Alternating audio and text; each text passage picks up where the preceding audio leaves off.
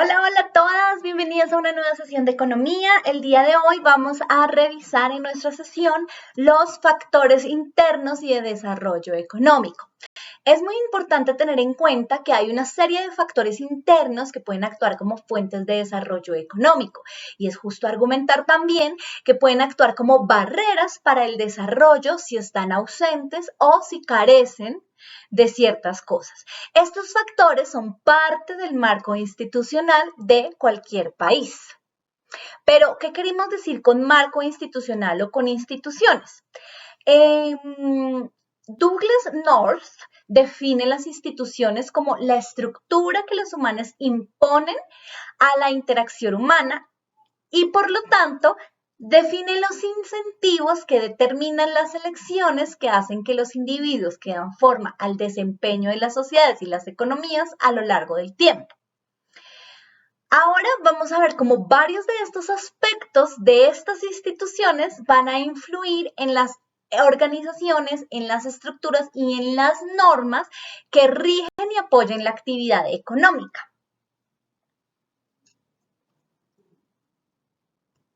Demos inicio entonces a nuestro primer factor interno, que ya hemos venido hablando un poco de él cuando estuvimos revisando todo el tema de índice de desarrollo humano y es la educación. Las mejoras en la educación mejoran el bienestar de la población, como ya lo hemos visto, tanto los educados como la sociedad en general. O sea que la educación proporciona beneficios externos, ¿cierto? Genera una externalidad positiva. Y como ya lo hemos revisado, conduce a una fuerza de trabajo más eficiente y en realidad hace muchísimo más que solo conducir a una mejor mano de obra. El aumento de los niveles de educación significa que las personas pueden leer y comunicarse mejor y a su vez hace que las discusiones, los debates y demás sean mucho más probables. Como consecuencia, esto también puede llevar a un cambio social importante dentro de una sociedad determinada. Ese cambio de las actitudes puede lograr varios objetivos de desarrollo de los cuales hemos venido hablando durante las últimas sesiones. Los beneficios que se pueden incluir, aunque son muchísimos más, son mejorar el papel de las mujeres en la sociedad. ¿Por qué? No hay duda que las mujeres han venido ejerciendo un cambio importantísimo en términos de participación ciudadana y de participación social.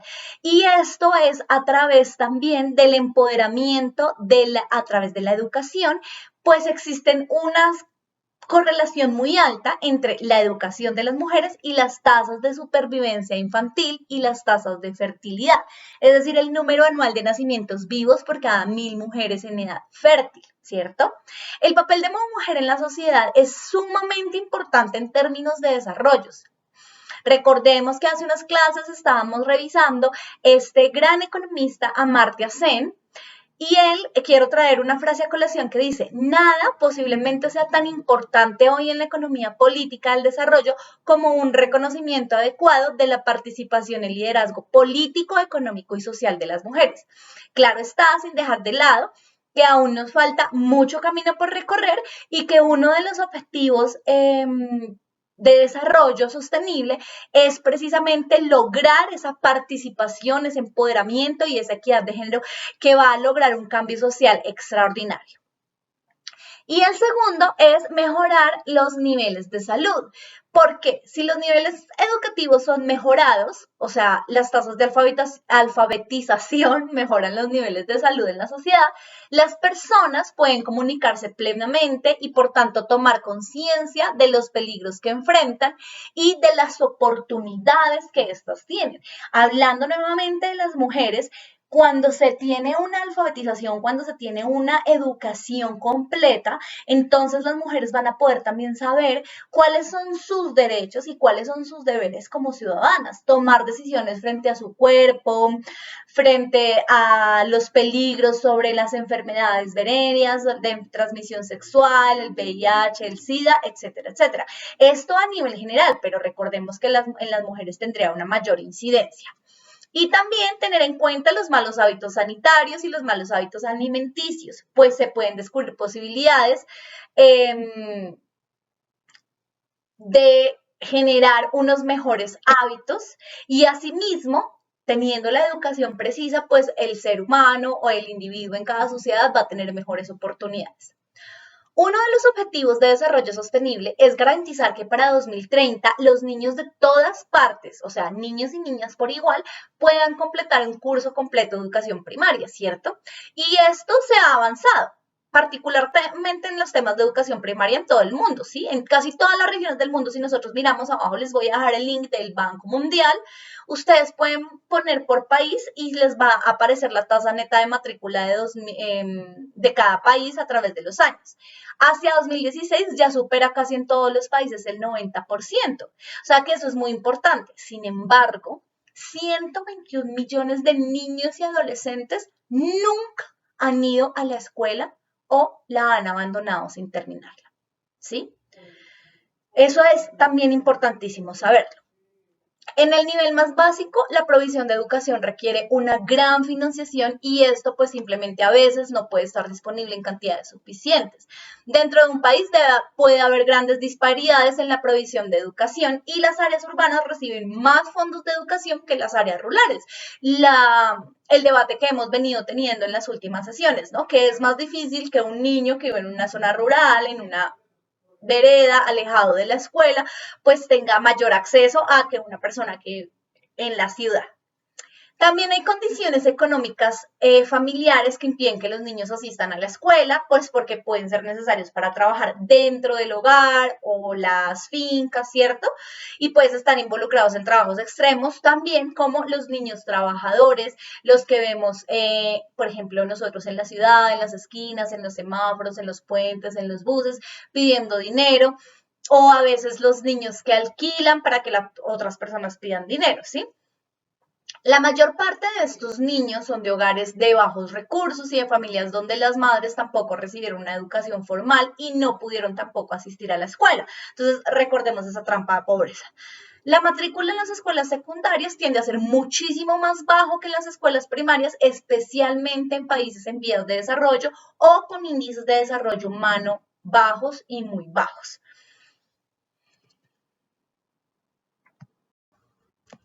Listo. Ahora hablemos un poco sobre el cuidado de la salud. Como ya hemos visto, mayores niveles de atención médica, especialmente cuando se combinan con mayores oportunidades educativas, van a mejorar los niveles de desarrollo económico. Aunque hay muchos factores que influyen en la esperanza de vida, pues podemos nosotros decir que hay una gran correlación entre la atención médica y la esperanza de vida y las cifras del índice de desarrollo humano, ¿sí? Aquí yo les estoy poniendo una tablita donde aparecen varios países con diferentes índices de desarrollo humano, ¿sí?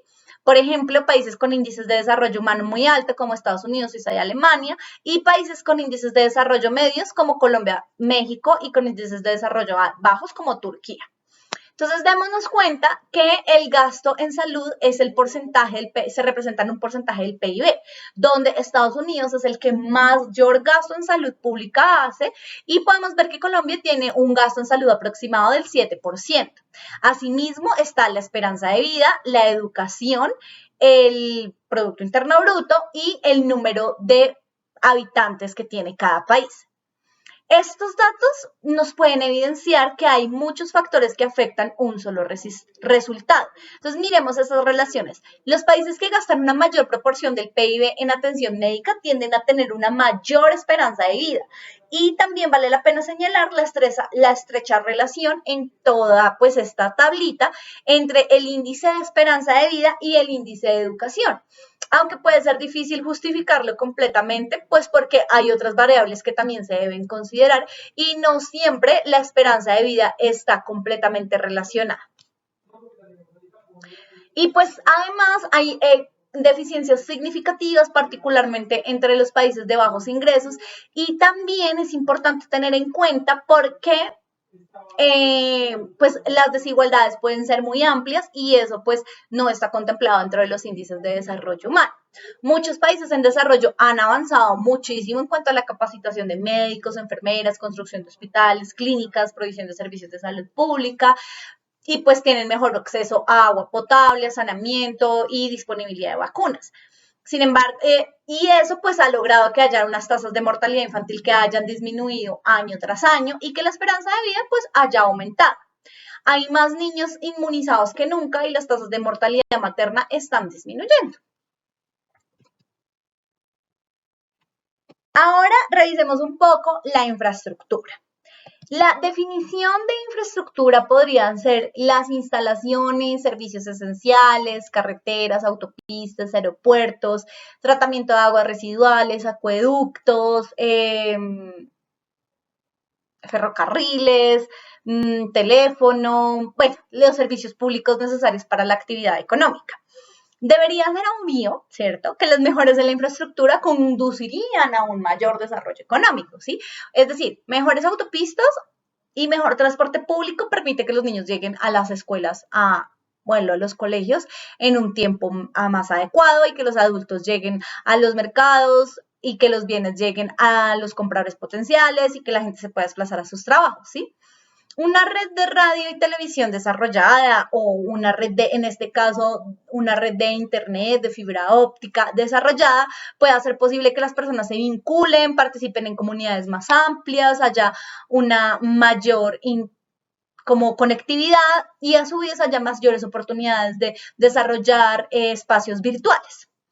La disponibilidad, por ejemplo, de gas y electricidad, pues es primordial para los hogares, para las actividades como cocinar, preservar los alimentos, utilizar las neveras, bañarnos con agua caliente, que parecen cosas demasiado simples a nuestra vista, pero que si nosotros revisamos, hay muchas personas que no tienen acceso a gas o a electricidad, donde tienen que mantener con verbeteros, creo que se llaman, que son unos como unas lamparitas que se hacen con aceite y se prenden con fósforos. Entonces, bueno, eso es un poco difícil. El tratamiento de aguas residuales o los acueductos, todo el sistema de alcantarillado mejora obviamente notablemente la calidad de vida de la población, ¿sí? ¿Por qué? Pues porque obviamente, si nosotros no tenemos aguas lluvias, si no hay un derrame, por ejemplo, de aguas negras de los baños de los edificios o de las casas, pues vamos a garantizar que no haya mayores enfermedades, ¿sí? Entonces, nomás acá en Colombia podríamos contrarrestarlo, ¿no? En Bogotá, que se supone que, digamos, que tiene el alcantarillado, el sistema de acueducto más moderno, y aún así llueve todo el día y se inundan las calles, se desbordan los caños, las pequeñas quebradas de los cerros, ¿cierto? Y si miramos un poco más allá, por ejemplo, departamentos como el Chocó, que no tienen un sistema de alcantarillado, no existe. Entonces, esas personas tienen que sobrevivir de formas diferentes, con literas, con formas de pozos sépticos, para conservar todo este tema de aguas negras y demás. Obviamente eso va a afectar el bienestar de las personas.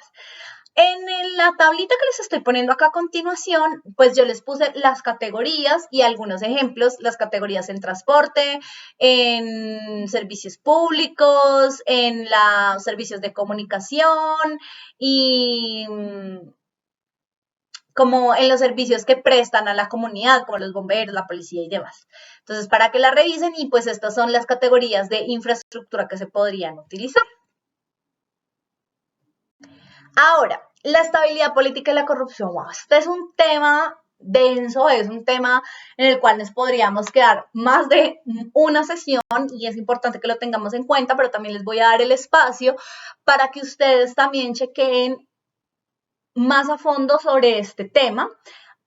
Aquí abajo les voy a dejar un link sobre transparencia, un estudio de transparencia que se hace año a año, un reporte, un informe, y también algunos videitos sobre la estabilidad política por lo menos de la región. Los países que tienen estabilidad política obviamente tienen más probabilidades de atraer inversión extranjera directa. Comencemos por ahí, ¿sí? Y ayuda también. También es más probable que el ahorro interno y las ganancias permanezcan en el país. Obviamente, si hay estabilidad política y no hay corrupción, pues todo lo que los ingresos que reciba el país, pues van a ser bien utilizados. Un mayor acceso a la inversión extranjera directa puede ser más probable que contribuya a mayor crecimiento en lugar de desarrollo, ¿cierto? Porque recordemos que la inversión extranjera directa se hace en el país, pero todo lo que se hace y las ganancias pues se van al país de origen. Entonces, pues esto también tendríamos que tenerlo en cuenta, pero también de todas formas aumenta el desarrollo en cierta medida porque disminuye las tasas de desempleo, mejora las comunidades, etcétera. Cuando hay estabilidad política es más probable que los ciudadanos contribuyan al funcionamiento del país y es probable que la planificación del gobierno sea mucho más estructurada y a largo plazo que la ley sea más aplicable, ¿sí? Todos estos elementos deberían conducir a niveles de vida más altos de la población. Sin embargo, en países en vías de desarrollo o que no tienen unos índices de desarrollo humano altos, la inestabilidad política es algo del día a día y la corrupción. Y esto causa incertidumbre y en su forma más extrema, pues puede causar un colapso completo.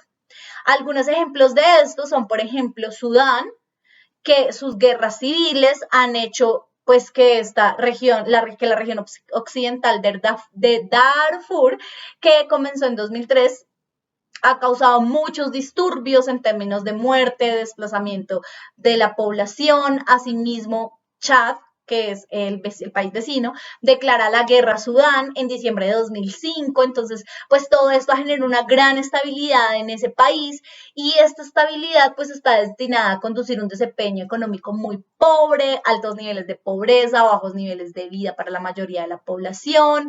Es muy difícil que alguien vaya a hacer inversión extranjera directa en este tipo de países, pues debido pues a estas guerras civiles, porque también esto pues se vuelve como peligroso, ¿no? Otros países en desarrollo que lo están experimentando y que nosotros lo vemos día a día, pues son el resultado de diferentes conflictos étnicos y religiosos o también fronterizos, ¿cierto? Entonces, por ejemplo, Afganistán, Argelia, ¿cierto? Irak, Israel, Pakistán, Palestina, han sido pues países que se la han pasado, digamos, de conflicto en conflicto por étnicos, temas de fronterizos, petróleo, intereses específicos.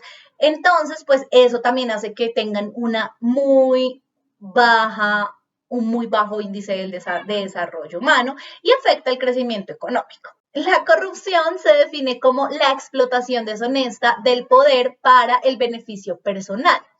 Esto representa un desafío tanto para el crecimiento como para el desarrollo y tiende a ser más frecuente donde los gobiernos no son responsables ante la gente, ¿sí? Eso suele pasar en los gobiernos dictadores, donde los gobiernos gastan grandes cantidades en proyectos de inversión de capital a gran escala, donde las prácticas contables oficiales no están como bien formuladas o controladas, entonces uno siempre tiene la duda de en qué se invirtió la plática. Los funcionarios del gobierno no están bien pagos o están bien pagos pero no están bien capacitados, donde las elecciones políticas no están bien controladas o no existen, ¿cierto? No hay democracia. La estructura legal es débil, hay una falta de libertad de expresión muy grande. Entonces, muchas de estas condiciones se encuentran en una alta proporción en países de desarrollo y esto podría explicar los altos niveles de corrupción que existen en muchos países. Hay muchas formas de corrupción, el soborno, la extorsión, el fraude, el tráfico de influencias, el nepotismo, y es probable que todos estos efectos obstaculicen el crecimiento o el desarrollo de una serie de factores, ¿sí? Ahora, la corrupción electoral significa que los deseos de la gente no son atendidos y esto establecerá que un gobierno no ha sido votado por la mayoría. Entonces, es posible que este gobierno no adopte las políticas para beneficiar a todo el mundo, sino solamente para beneficiar a quienes votaron por él. La corrupción de cualquier tipo reduce la efectividad del sistema legal. Si la gente puede comprar, salir de problemas, puede haber un incentivo para actuar ilegalmente, ¿sí?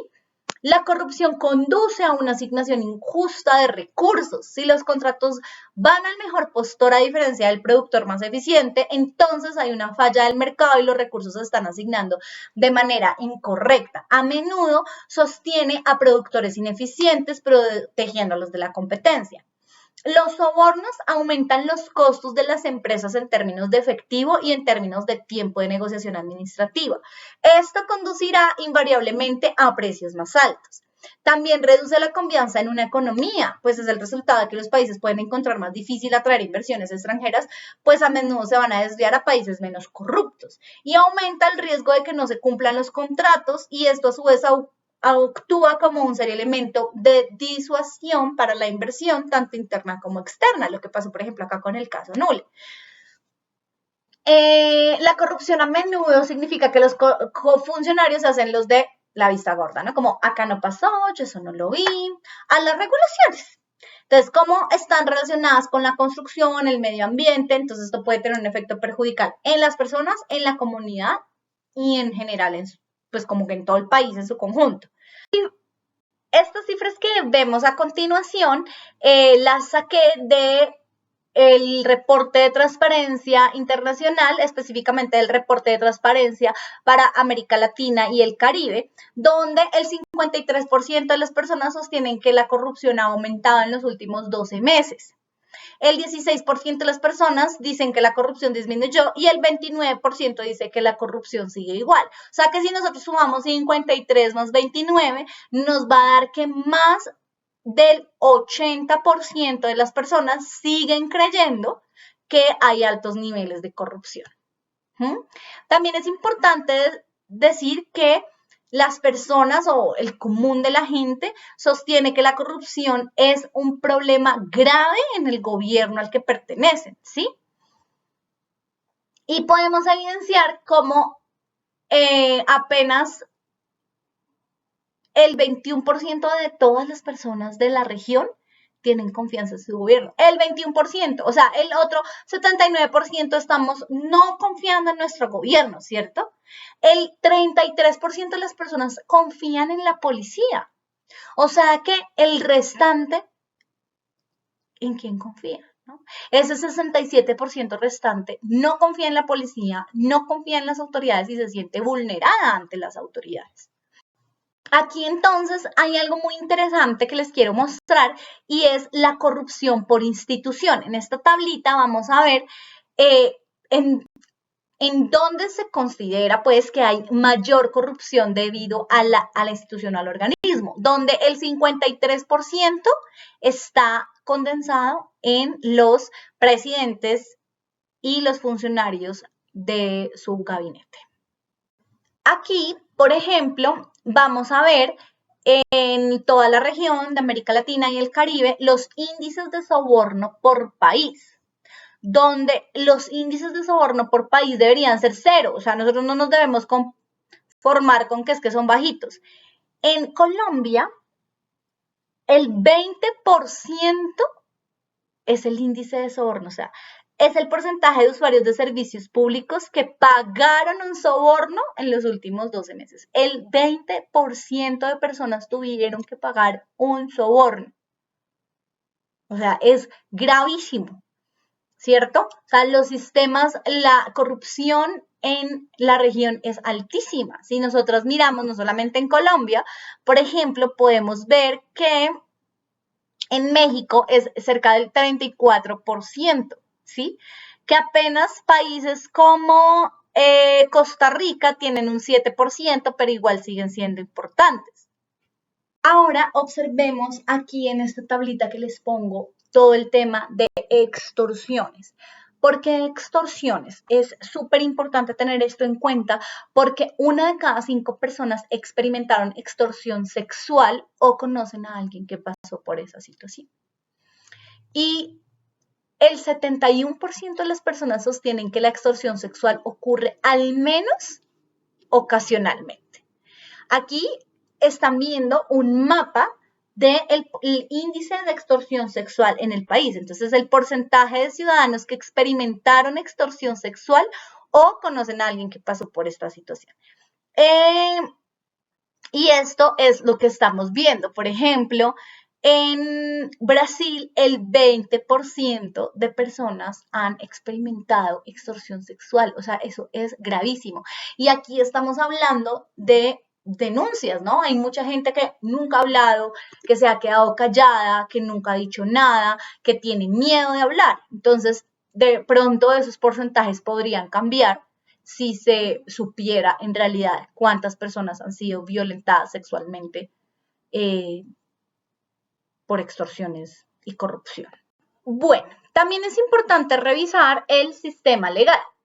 Un sistema legal honesto y en pleno funcionamiento es esencial para lograr desarrollo. Muchos países en desarrollo el sistema legal pues no está funcionando bien. Cuando este es el caso, no hay forma de crear y hacer cumplir los contratos, no hay forma de defender los derechos de propiedad. Los científicos consideran que los derechos son esencialmente una canasta de derechos legales. ¿Esta canasta qué incluye? El derecho a poseer bienes como terrenos, edificios, el derecho a establecer el uso de activos como agregar al edificio, por ejemplo, un propietario puede querer agregar saneamiento a una casa o cosas así. El derecho a beneficiarse de los activos como alquilar nuestras tierras, nuestras casas, apartamentos, el derecho a venderlos y el derecho a excluir a otros del uso o el control de nuestros activos, ¿cierto? Pero no, eso no siempre se cumple. Los derechos de propiedad permiten a las personas poseer y beneficiarse de su propiedad privada, siempre que el sistema legal y el sistema de seguridad puedan respaldar y proteger esos derechos. Si una persona no puede garantizar su propiedad de una propiedad, o sea, exigir que su propiedad es suya, pues yo sé que suena redundante, entonces no hay un incentivo para mejorar esa propiedad, porque es posible que la propiedad se pierda y la inversión se haya desperdiciado. ¿Cuándo puede pasar esto? No nos vayamos tan lejos.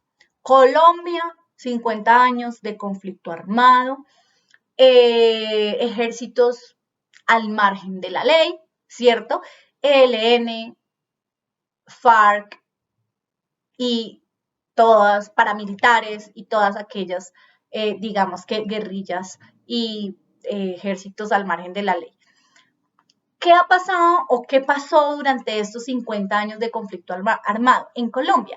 Pues muchas personas, miles, millones de personas en el país sufrieron desplazamiento forzoso de sus tierras. Es decir, los obligaron a irse o mataron a toda su familia o mataron a uno del pueblo para que el resto se fuera y las obligaron a abandonar sus tierras. Y en medio del abandono, grandes latifundistas y terratenientes se apropian de esa propiedad que no es de ellos, la venden, empiezan a hacer siembras, la convierten, ¿cierto?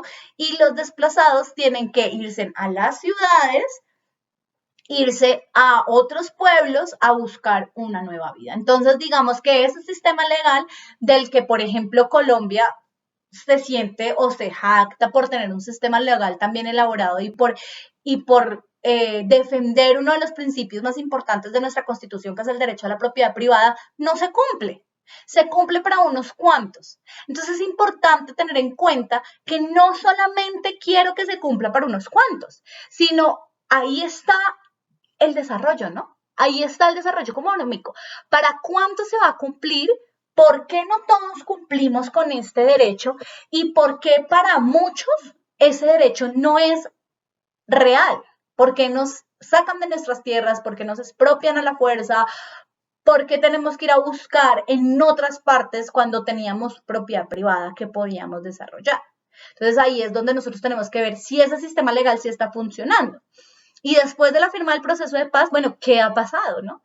¿Dónde está ese sistema de restitución de tierras que ha logrado que campesinos desplazados, que víctimas del conflicto armado estén recuperando realmente sus tierras? Eso hablando de tierras en posesión de la guerrilla FARC. ¿Y qué pasa con los demás campesinos que no pueden tener acceso a sus tierras porque de sus tierras tienen papeles y escrituras grandes empresarios colombianos, ¿no? Nos tendríamos que preguntar un poco eso, solo por poner un ejemplo en Colombia, pero así pasará en muchos países en vía de desarrollo e incluso en países desarrollados, debido a la corrupción. Bueno, chicas, hasta aquí hemos visto 5 de los 10 factores internos del desarrollo económico.